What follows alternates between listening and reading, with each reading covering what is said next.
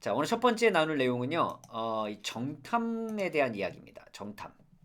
자, 두 부류라고 할까요? 이 가나안 땅을 정탐한 사건에서 이제 두 부류의 사람들이 나타나는데 그 이야기를 오늘 함께 나눠보겠습니다.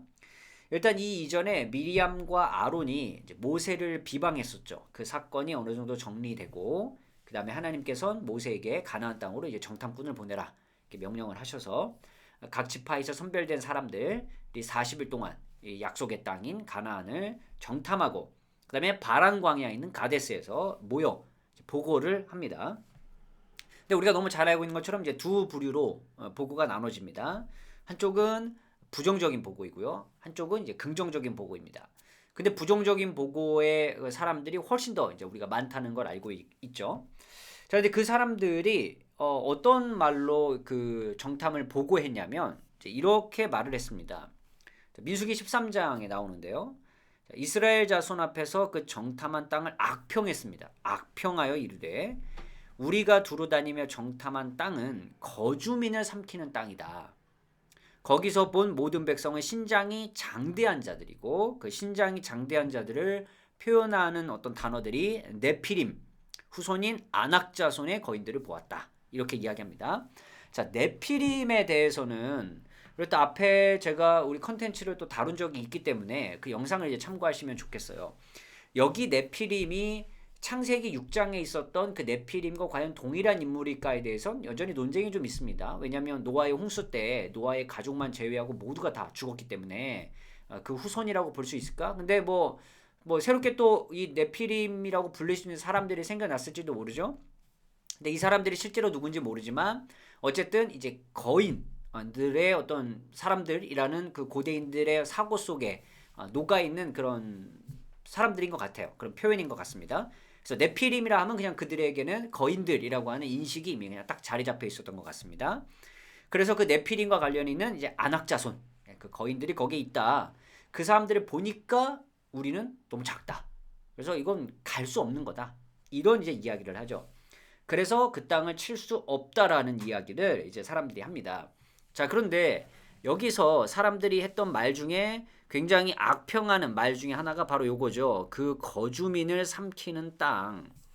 자, 이 땅에 대한 굉장히 부정적인 언급을 하고 있습니다. 하나님께서는 이스라엘에게 말씀하셨을 때, 그게 모세를 통해서든 어떻게든 말씀을 하셨을 때 여기는 적과 꿀이 흐르는 땅이다. 이런 표현들을 많이 하셨고 또 그 약속의 땅에 대한 아주 중요성을 굉장히 많이 말씀하셨는데 지금 여기에서는 거주민을 삼키는 땅이에요.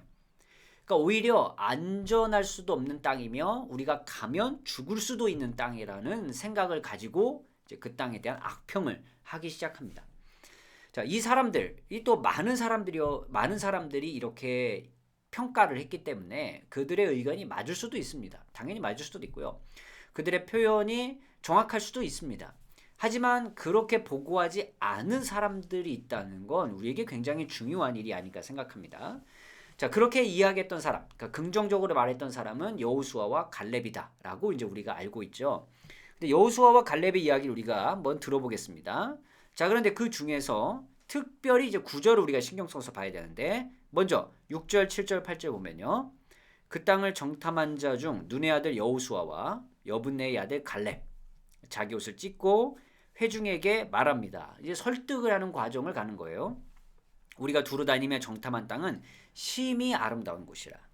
여호와께서 우리를 기뻐하시면 우리를 그 땅으로 인도하여 들이시고 그 땅을 우리에게 주시리라. 이는 과연 젖과 꿀이 흐르는 땅이다. 정말 완전히 앞에 있던 사람들과는 다른 보고를 하죠. 다만 여호와를 거역하지는 말라. 또 그 땅 백성을 두려워하지 말라. 자, 이게 첫 번째로 볼 이 긍정 보고했던 사람들의 아주 중요한 말이라고 생각합니다. 자, 두려워하지 말라라는 이제 히브리어로 옆에 표시해 왔는데요. 자, 우리가 오른쪽에서 왼쪽으로 읽으니까 여기 R이고요. R. 요거 이제 부정어입니다. 부정. 그러니까 뒤에 있는 말을 부정하는 거고요. 그다음에 여기가 티르우입니다. 티르우. 복수형인데요. 자, 이게 두려워하다라는 뜻이에요. 두려워하다는 뜻인데 R 부정어가 있기 때문에 두려워하지 말아라 이렇게 번역할 수 있고요. 또 이게 이제 히브리어 용법 중에 이게 그 하나의 용법이 있어요. 이 저시브라는 용법인데요. 자, 이 용법이 있습니다. 그래서 이거는 명령보다는 조금 더 약한 쪽이에요. 그래서 두려워하지 말라 이렇게 할 수도 있고요. 아니면 두려워하지 않았으면 좋겠다.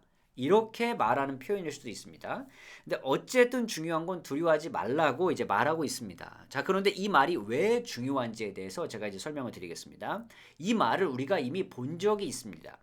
성경을 보신 분들은 민수기 이전에 이미 이 말이 나왔던 적이 있어요.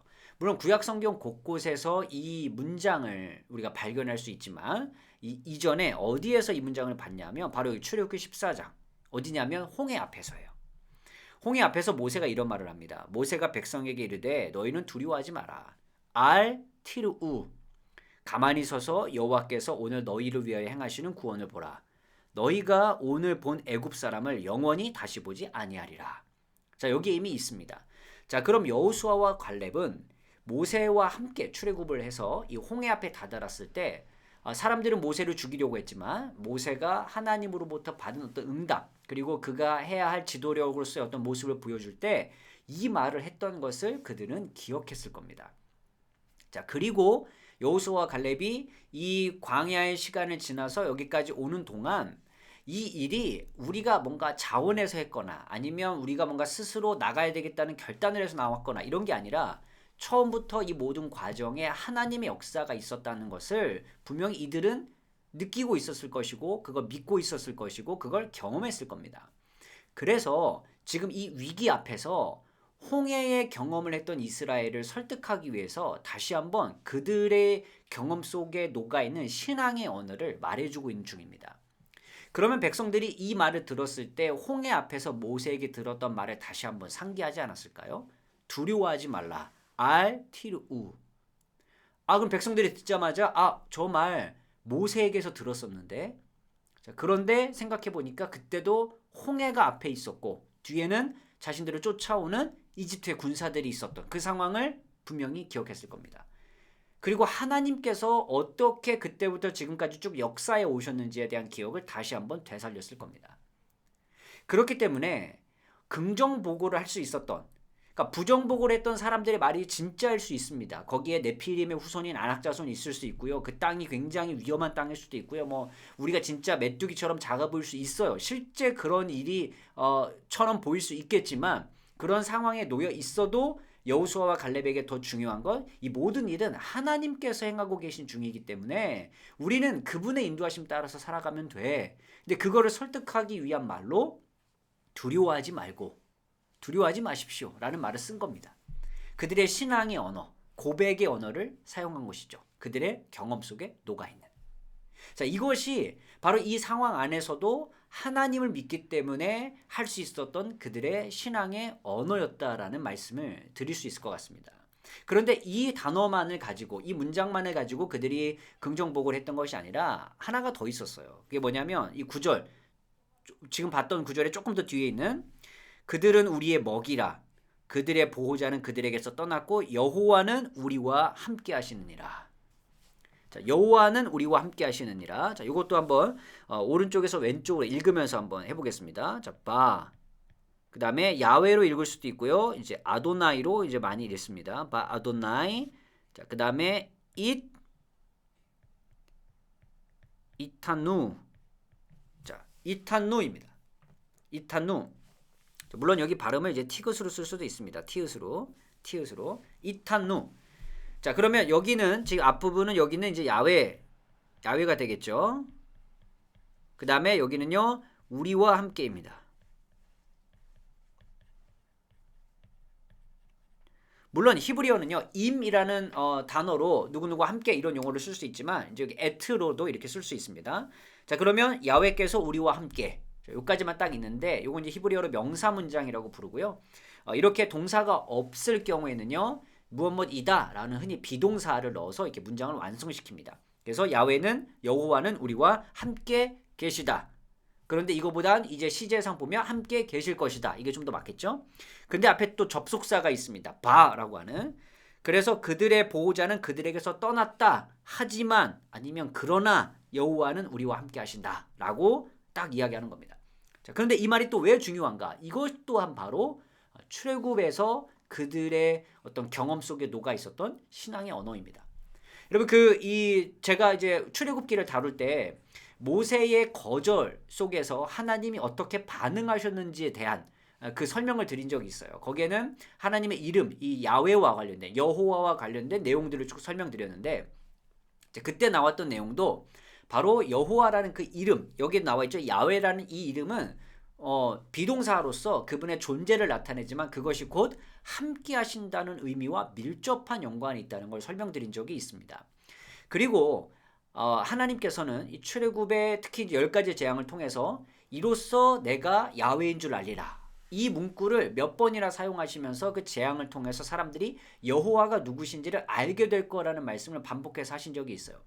그럼 사람들에겐 여호와가 야훼가 굉장히 뭔가 능력을 이루시고 뭔가 기적을 이루시는 분이라고 생각할 수도 있겠지만 동시에 이스라엘 입장에서는 여호와는 우리와 함께 하시는 분이라는 경험을 지속적으로 했을 겁니다. 왜냐면 이제 이스라엘이 거하는 땅에는 뭐 재앙이 내리지 않았던 그런 기적들도 있었고요. 또 그 이후에 이제 역사들을 보고 또 모세가 경험했던 걸 보면 자, 그러면 여호수아와 갈렙이 분명히 사람들과 똑같은 상황을 봤음에도 불구하고 이렇게 말을 할 수 있었던 이유는 출애굽의 과정 속에서 그들의 경험에 녹아 있었던, 그들의 신앙의 체험 안에 남아 있었던, 아니면 그들의 어떤 경험을 공유했었던 그 안에 아주 중요한 신앙의 언어와 고백이 남아 있었는데 그게 하나가 바로 두려워하지 말라라고 하는 그 말과 그리고 함께 하시는 하나님에 대한 경험입니다.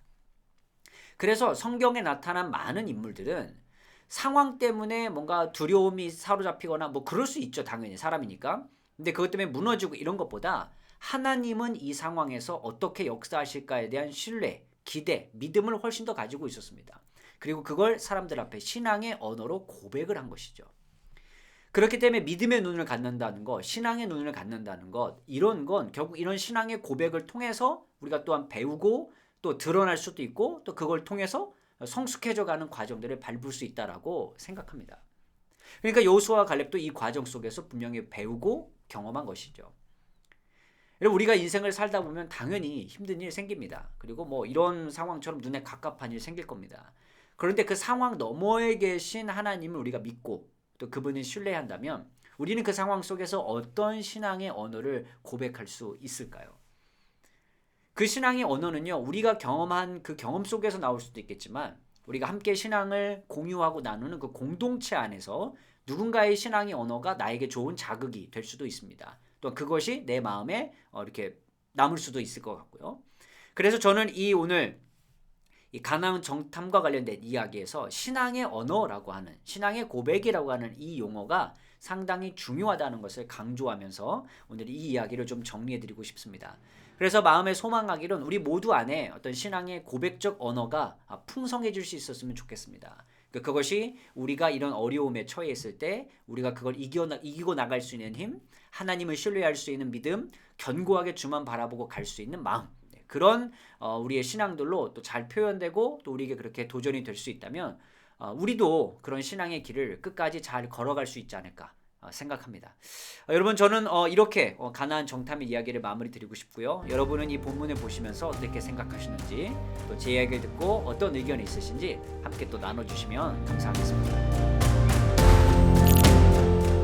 오늘의 컨텐츠가 도움이 되셨다면 유튜브 멤버십이나 네이버 프리미엄 컨텐츠 오늘의 구약 공부를 구독하신다면 구약을 더 깊이 배우실 수 있습니다.